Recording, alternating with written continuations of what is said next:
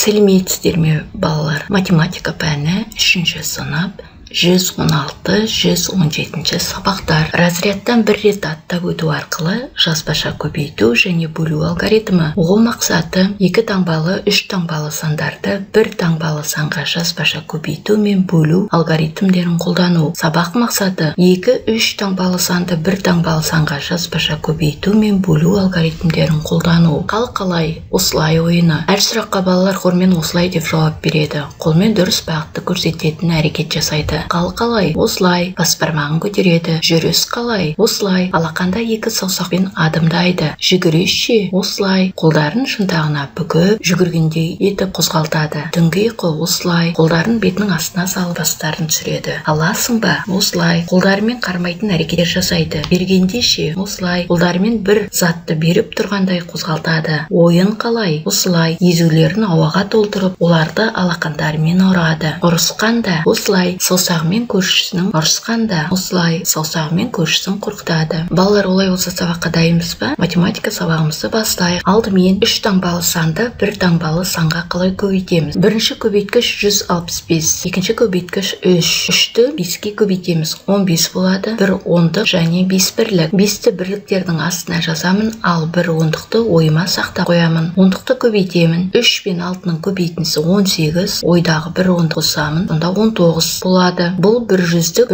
және 1 ондық. Ондықтың астына 9-ды жазамын.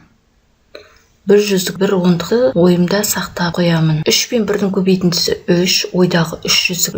1 жүздікті қосамын, 4 жүздік болады. 4 жүздіктің астына жазамын. Жауабын оқимын, 495 саны. Келесі 495 пен 3-дің бөліндісі 165-ке тең. Көрнекті композиторлар Чайковский мен Римский-Корсаковтың есімдері бүкіл әлемге танымал. Өрнектердің мәнін тауып, жауаптары жұп сандар. Чайковскийдің алтақ сандар, Римский-Корсаковтың шығармалары. Чайковский 48 пен 5-дің көбейтіндісі 240, шерткіш балеті. 36 мен 4-дің көбейтіндісі 140. Римский-Корсаков 265 пен 5-дің бөліндісі 53-ке тең, 315 пен 7-дің бөліндісі 45-ке тең, 219 пен 3-дің бөліндісі 73-ке тең екен. Өрнектің мәнін тауып, Дина Нұрпейісованың Құрманғазы Сағырбайұлына қанша жасында шәкірт болғанын анықтайды. Ол үшін мына жерде өрнектер берілген. 958 пен 958-ден азайтамыз 28 пен 6-ның көбейтіндісін. Одан азайтамыз 700-ді. Бөлу 10-ға. Алдымен амалдарды орындап алайық. Бірінші көбейту амалы орындалады. 28 пен 6-ның көбейтіндісі 168-ге тең. 958-ден азайтамыз 168-ді. 790 болады.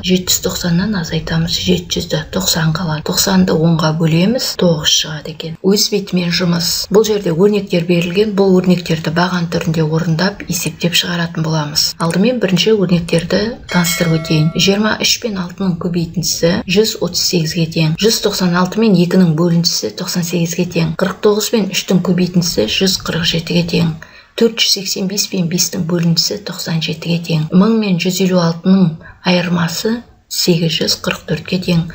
295 пен 98-дің айырмасы 197-ге тең. 800 пен 59-дің айырмасы 741-ге тең. 849 пен 798-дің айырмасы 51-ге тең. Міне балалар, осындай қылып екінші бағанды өздеріңіз орындап шығасыздар. Яғни орындап болғаннан кейін тексересіздер. Менің шығарып қойған есебіммен сіздердің шығарғандарыңыз сәйкес келе ме, соны тексеретін боласыздар. Бүгінгі күннен бастап балалар дескриптерді өздеріңіз құрасыздар. Яғни тапсырмаға сәйкес қандай іс-әрекет жасадың, не жасадың? Яғни бүгінгі күні сіздер бұл тапсырманы орындау арқылы өрнекті баған түрінде орындап, мәнін таптыңыздар, солай ма? Міне соны дескриптор қылып жазамыз. Егер де осы тапсырмаларды мұқият орындаған болсаңыздар, сіздер қате кетпеген болса 2 балмен бағаланасыздар. Жеке жұмыс: теңдеулерді шеш. Күрделі теңдеу берілген. Алдымен 474 пен x-тің бөліндісі тең 900 азайту 897 деген күрделі теңдеу берілген екен. 174 пен x-тің бөліндісі деп сол жағын жазып қоямыз, тең 3-ке. X тең 174 бөлінген 3, x тең 58-ге. Тексереміз. 174 бөлінген 58 тең 900 азайту 897. 3 тең 3-ке. Келесі теңдеуді өздеріңіз менің шығарғаныммен тексересіздер. Енді мына жерде мазмұнды есеп берілген екен. Оны шығаруымыз керек. Сұрақтарын толықтырып жазуымыз керек екен. яғни сұрағы қойылмаған екен. Музыкалық байқауға әрқайсысы 18 адамнан тұратын 6 топ және әрқайсысында 23 адамнан тұратын 5 топ қатысты. Сұрағын қоямыз. Барлығы қанша топ қатысты? Шартын құрайық. 18 адамнан 6 топ, 23 адамнан 5 топ, барлығы қанша? Шешуі 18-ді 6-ға көбейтеміз, 108 адам, 23-ті 5-ке көбейтеміз, 115 адам. Барлығын табу үшін шыққан мәндерін қосамыз. 108 пен 115-тің қосындысы 223 адам. Жауабы музыкалық байқауға барлығы 223 адам қатысты. Дескриптор құрастар. Теңдеудің түбірін табады. Есептің шартын құрады. Жауабын жазады, шешуін табады. 2 ұпаймен бағаланасыздар. Ойлан, жоптас, талқыла. Бұл жерде де мазмұнды есептер берілген екен. Біреуі теңдеу арқылы шығаратын есеп. Бірінші асын түсіндірейін. Бір орамда 240 метр, ал екіншісінде 120 метр мата бар. Олардың барлығынан қойылымға арналған костюмдер тігілді. Костюмдердің әрқайсысы 4 метр матадан жұмсалды. Қанша костюм тігілді? Бұл есепті шығару үшін алдымен шартын құрып аламыз. Бірінші орамда 240, екінші орамда 120 метр. Бір костюм 4 метр матадан тігіледі. Шешуі барлығы қанша костюм тігілгенін табуымыз керек. 240 пен 120-ның қосындысын бөлеміз 4-ке, тең 90 костюм. Екінші тәсілі 240-ты бөлеміз 4-ке, қосу 120-ны бөлеміз 4-ке, тең 90. Жауабы 90 костюм тігілді. Есепті теңдеудің көмегімен шығар. Шағын автобуста 26 орын бар. Концертке баратын адамдар 3 шағын автобусқа тең бөліп отырғызылды. Концертке неше адам барды? X концертке барған адамдар саны. Есептің шартын құрайық. Бір шағын автобуста 26 адам отырған. 3 шағын автобуста қанша адам отырғаны белгісіз. X деп аламыз. Шешуі X бөлінген 3 тең 26. X тең 26 көбейту 3, X тең 78 адам. Тексереміз 78 бөлінген 3 тең 26. 26 тең 26. Жауабы концертке 78 адам барды. Есептеріңіз дұрыс болған жағдайда 1 балмен бағаланасыздар. Кім шапшаң ойыны? Кәне балалар, мына жерде өрнектер берілген екен, сол өрнектерді шапшаңдатып шығарайын. Өрнекті оқып шығайын. 1000-нан азайту 48 пен 4-тің көбейтіндісі азайту 114 пен 2-нің бөлінісі деген өрнек берілген екен. Тек көбейту амалын орындап аламыз. 48 пен 4-тің көбейтіндісі 192-ке тең, 114 пен 2-нің бөлінісі 57-ге тең. 1000-нан азайтамыз 192-ні. 808-ге тең. 808-ден азайтамыз 57-ні, 751-ге тең.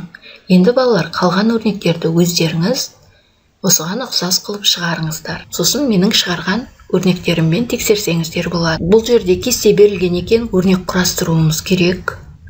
Олардың мәнін табуымыз керек. Қосылғыш, бірінші қосылғыш 357 мен 2-нің көбейтіндісі, екінші қосылғыш 65 пен 5-тің бөлінісі, қосындының мәнін табуымыз керек. 357 мен 2-нің бөлінісі көбейтіндісі 714-ке тең. 65 пен 5-тің бөлінісі 13-ке тең. 714 пен 13-тің қосындысы 727-ге тең екен. Қалған өрнектерді өздеріңіз осындай қылып шығарасыздар. Егер де өрнекті дұрыс орындаған жағдайда 2 балмен бағаланасыздар. Саралау тапсырмалары. А деңгейі. Шаршының периметрі 16 см. Осы шаршыны сызып ауданын есепте. Ол үшін балалар шаршыны сызып аламыз. Шаршының 4 қабырғасы да тең болады. Солай ма балалар? Периметрі 16 см, А белгісіз. Ауданы белгісіз. Шешуі тең А көбейтілген 4. А тең П бөлінген 4. Яғни периметрін 4-ке бөлеміз. 16-ны 4-ке бөлеміз, тең 4 см. Ауданы, шаршының ауданы 4 көбейту 4 тең 16 см квадратқа тең. Шаршының қабырғасы 4 см-ден, ауданы 16 см квадратқа тең. Амалдар таңбасын теңдіктер тура болатындай орналастыр. Жақша қоюға да болады. Бұл жерде сандар берілген екен, сандардың арасына сіздер таңба қойып шығасыздар. Сонда мәні 5-ке тең болу керек. Өздеріңіз таңба қойып, менің жазғаныммен тексеріңіздер. Дескрипторды өздеріңіз құрасыздар. Егер де дескрипторды құрып, өрнектің мәнін дұрыс орындаған болсаңыздар, 1 балмен бағаланасыздар. В деңгейі. Бұл жерде бос орындарды толтыруымыз керек. 3 метр 9 дециметр. Өлшем бірліктерімен өрнектеу керек. 39 дециметр тең 390 сантиметрге. 548 сантиметр 5 метр 4 дециметр 8 сантиметр. 80 сантиметр 800 миллиметрге тең. 5 сағат 20 минут 320 минутқа тең. 1 километрде 1000 метр бар. 9 метр 8 дециметр. 98 дециметр. Есепті дұрыс орындаған жағдайда 1 балмен бағаланып, дескрипторды өздеріңіз құрасыздар. С деңгейі өлшем бірліктерін бір-біріне қосып, өрнектің мәнін табуымыз керек. 3 метр 21 сантиметр мен 4 метр 99 сантиметрдің қосындысы 8 метр 20 сантиметрге тең. Бұны енді арғарай өздеріңіз менің шығарған есебіммен, жаңағы осы жерде тұрған есеппен салыстыра отырып шығаратын боласыздар. Егер де тапсырманы дұрыс орындаған жағдайда 1 балмен бағаланасыздар. Бүгін сабақ қалай өтті балалар? Балалар, сіздерге сабақ түсінікті болса, өздеріңіз бағалап жіберіңіздер. Балалар, осымен сабағымыз аяқталды. Назарларыңызға рахмет. Сау болыңыздар.